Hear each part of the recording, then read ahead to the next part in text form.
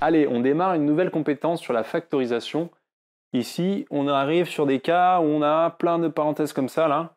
Donc j'ai une parenthèse qui multiplie une parenthèse ou à laquelle, attention, j'ajoute un produit de deux parenthèses, ok?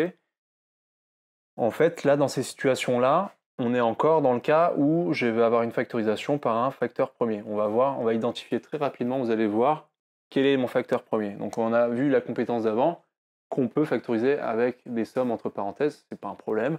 On utilise toujours cette même stratégie où j'ai A, B plus AC. J'ai un facteur commun qui s'appelle A, je le mets devant, je mets des parenthèses, ça veut dire qu'il multiplie la somme, et je mets le reste, tout ce que j'ai mis en bleu là, entre parenthèses. Donc ça, c'est exactement ce qu'on va faire. Vous voyez, si vous maîtrisez bien ce schéma-là, vous savez factoriser par un facteur qui est en commun dans une somme, comme ça. Allez, bon, on commence tout de suite. Toujours, on commence tranquille les débuts de compétences. On met bien des couleurs, on met bien en évidence notre facteur commun. Vous avez bien vu que c'était x plus 1 ici, et donc on regarde toujours par rapport à notre somme ou notre soustraction, où est-ce que j'ai quelque chose qui se répète à gauche et à droite. Ben, ici, c'est x plus 1. Donc ici, c'est x plus 1.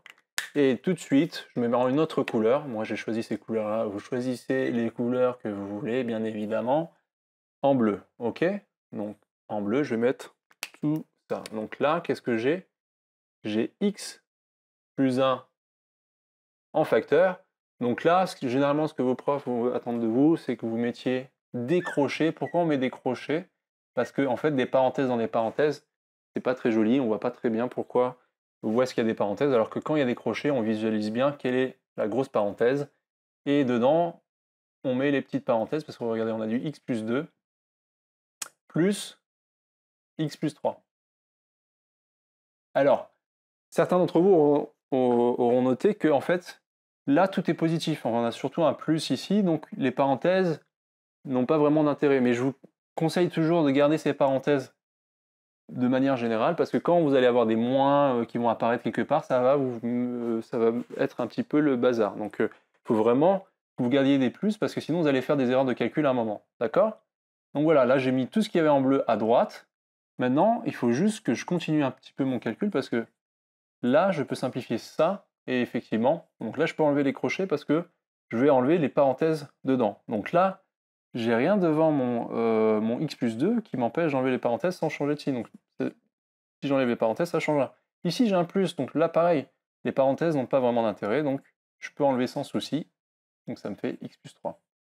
Et vous voyez bien qu'ici, quand on avait développé, et réduit et ordonné, on avait réduit ici, donc on avait additionné les x avec les x, les nombres avec les nombres. Donc ça, c'est ce qu'on fait tout de suite. On ne laisse pas ça comme ça. Hein.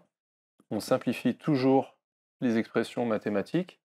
Donc x plus x, ça fait 2x. Ok, j'ai 1x plus 1x, 2 plus 3, ça me fait 5. D'accord? Et voilà, là, c'est le plus réduit possible. Je ne peux pas le plus le réduire. J'ai fini ma factorisation.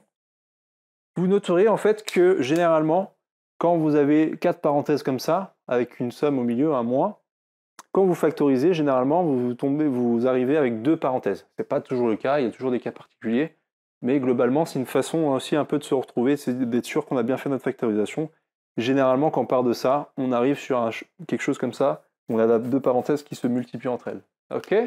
C'est fini pour cet exercice, on fait plusieurs cas encore. Vous, oui vous, faites vos exercices à côté.